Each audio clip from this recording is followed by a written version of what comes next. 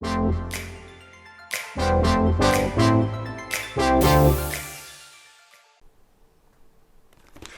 there, music lovers and fans of the audio, the headphone and of music. This is George from Audiophile-Heaven, and today I'm going to do a video review of the Pro-Ject Headbox S. This is a headphone amplifier that can also act as a speaker preamplifier. You can connect your headphones and drive them, and there is a long list of headphones it can drive, and you can also connect your large sized speakers and use it as a preamplifier. When used as the speaker preamplifier, it doesn't really color the sound that much, but it provides a good way of having a little volume control for those who did not have one. The package it comes with is the typical Pro-Ject package. As you may know, they have a very one-sided type of package. Every single one of their products uses the same package, and I find that to be a good thing because you have a chance of getting some kind of idea what kind of products you're getting. Pro-Ject is a company from Europe, from Austria, and they are well known for having a large selection of products, from very affordable entry-level products all the way to very high-end products, and all of them have very good price-performance ratio. At least so far they had, and today we are going to see whether the Pro-Ject Headbox S also has or doesn't. Inside the sleeve that I just removed, you can find the main cardboard box, in which there are two more cardboard boxes. So you just do it like this, and I figured it was simpler if I just reversed the direction. So there is one cardboard box in which there is the power supply rather. There are some paperwork inside the package. There is one cardboard box in which you can find the power supply. As far as I know, most Pro-Ject products have the same power supply, which is pretty good. It has low noise, and it also comes with replaceable plugs, so you can use them with any type of plug you need. As you can see here, I am going to install the European plug now because this is what I am using. I'm in Romania and we are having this type of plug. To install it, you just do this, and it has a little flap here so that you can remove it. It is still in one piece, so pretty resistant to falls and to fall damage. There is a secondary box in which you can find the unit itself, the Headbox S amplifier, and as far as I know, most Pro-Ject products have this type of protection. This is a very soft foam protection, similar to the one used in studios, the studios that do audio recordings, and similar to the noise isolating foam, although it doesn't really have that role here.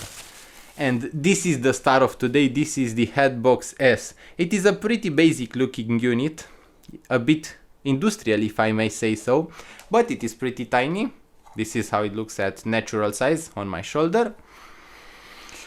It has an input and an output in RCA modes, and there is a power input as well. This is pretty much everything it has. It has a little volume meter here, which I have just used and which I have left on almost maximum, as you may probably noticed, because I've used it with Bare Dynamic T1, and I noticed that it can drive Bare Dynamic T1, so there are reasons to stay in this video and watch the entirety of it. It has a little button here for power, which you just press. It has a soft press, it doesn't really click, it just is a kind of softer press. After you press it, there is a little light right above the button that lights up, and that is when it is turned on. It doesn't really take it a lot to turn on, and it sounds beautiful right after turning it on. It doesn't really have a warm-up time. The unit is pretty heavy, and I will tell you, you would know that there is a pretty high quality stuff in there. They mentioned that they have good EMI rejection or electromagnetic interference rejection, and I have actually tried it and even placed it right above my router to see whether it picks up some noise or not, and it actually doesn't. It is silent as the Silence of the Lambs, or silent as a butterfly. So yeah, no noise from the Pro-Ject Headbox S. It doesn't pick any kind of noise. I have used both expensive and cheap RCA cables to connect it to a DAC, and in both cases I had very good results. I have been connecting it with a lot of DACs, from the Mytek Brooklyn DAC Plus to Topping E30, all the way to Aune S6 Pro, and with all of them it provided a very good overall sound. Besides the tiny shape you can see here, it has a headphone output right at the front, which is in the 6.3mm format. So this is for large headphones, and I have noticed that it has the best overall performance with hard to drive dynamic headphones. It doesn't do quite that good of a job with planar magnetic headphones, and this one is made for dynamic headphones. I would say that because with planar magnetics the overall fidelity and resolution was okay, it was actually pretty good, but with dynamic headphones it really blew me away. It beats EarMen TR-Amp, it beats a lot of stuff, and I just realized that Pro-Ject actually makes stuff that is compatible with dynamic headphones. So Beyerdynamic Amiron, Sennheiser HD 660S, stuff like that is going to be a breeze for the Headbox S from Pro-Ject. It actually has such a beautiful sound, and I loved it so much that I left it on my desk for quite a while to use with my Beyerdynamic Tesla 1, and right now I'm waiting for Beyerdynamic to have better stocks of their T1 second generation, and that is going to be a very fun review as well, because I was curious how the Tesla 1 in first generation and in second generation compared to each other. This isn't exactly a fair comparison considering the price of the Matrix M-Stage HPA3U, which is about $250 to $300 and the little Pro-Ject Headbox S, which costs about $100 to $150. Although this is much more affordable, it actually manages to have a better control, a more dynamic, more punchy sound than the HPA3U. Considering that the HPA3U was my favorite headphone deck/amplifier for a while, especially at the beginning of my audio journey, I wish I knew that Pro-Ject stuff was this good back then, because I would have gotten a Pro-Ject Headbox S and would have stopped there for a few years. I will be honest with you, if I knew it sounded this good, I would have been using it already. I wouldn't have had any doubts if I knew it was this good.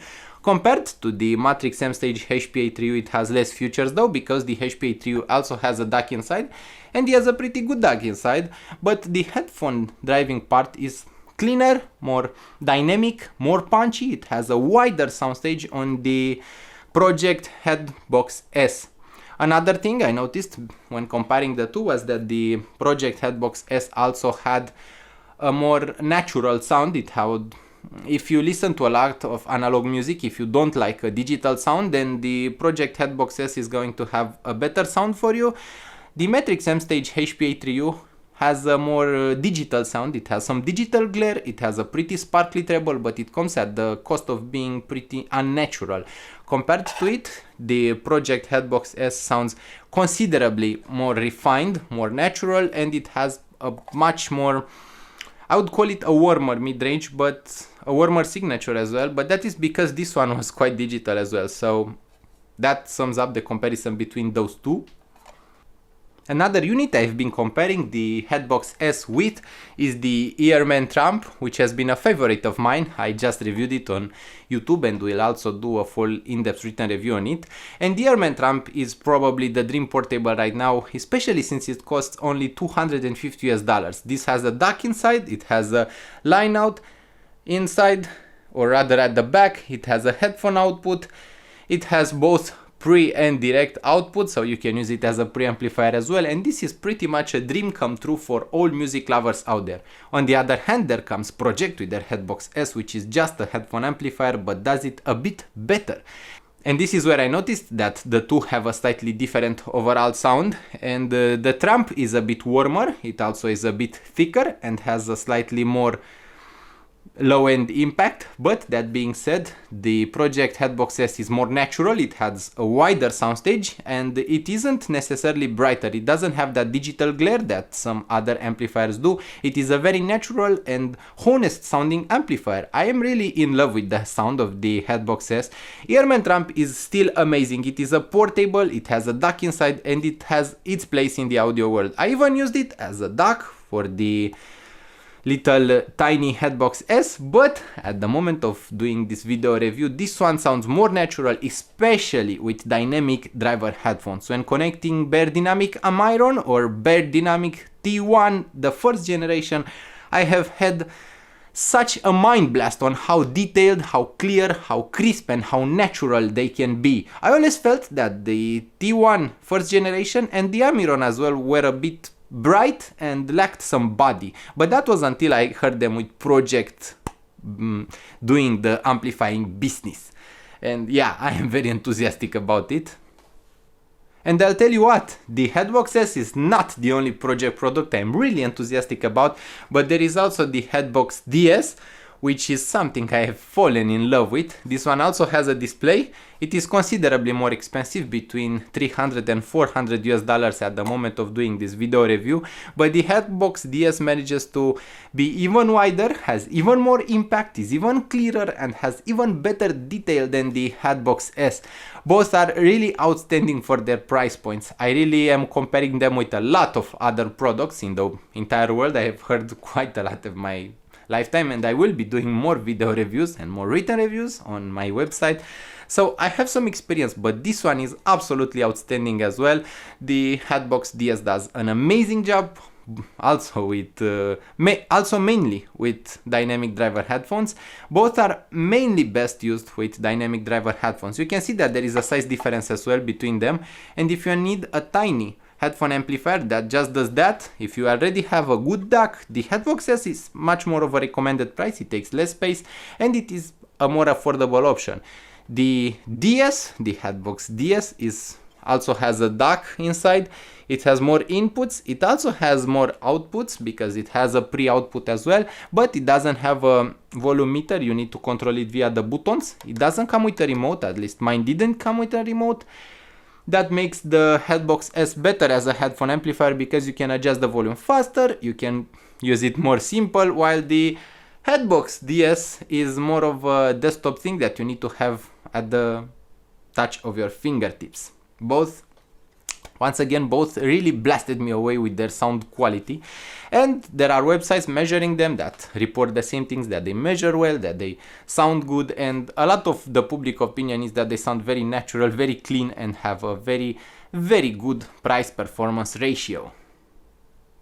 In terms of the background noise, the Headbox S has very little of it, and although it is recommended to use it with headphones that are at least 30 ohms, I noticed that even if you plug in an EM to it once in a while, you won't have such a bad experience. It has pretty much the same sound, but it has a slightly higher output impedance, at least it has a bit of hiss. That is something to take into account. This being said, there are no electronic noises on the background, there is no humming, there is no noise from it inherently, so it is pretty crisp and pretty clear at all times. I would totally recommend this if you have a dynamic headphone and you want to squeeze the most you can out of it, especially even cross zone. The CZ1 manages to sound amazing out of the Headbox S. Even though it is so tiny, it manages to drive headphones so expensive and so interesting in sound. It manages to have a sound that can easily compete with 500 US dollars other amplifiers from other companies. It looks like the Pro-Ject stuff is really made to stand up to the big guys, and although they are not quite as well known at this moment, even though they have a very large product offer, at least in the headphone section they are well known with the vinyl fans, with the people having speaker systems who already have much more expensive products. I am making this video in the idea that I can tell you that even their more affordable options are still very good. I thank you for watching. I invite you to smash that like button if you like this video. Press subscribe for more videos from me, Audiophile-Heaven and George, and I hope you have a lovely weekend there. Bye bye!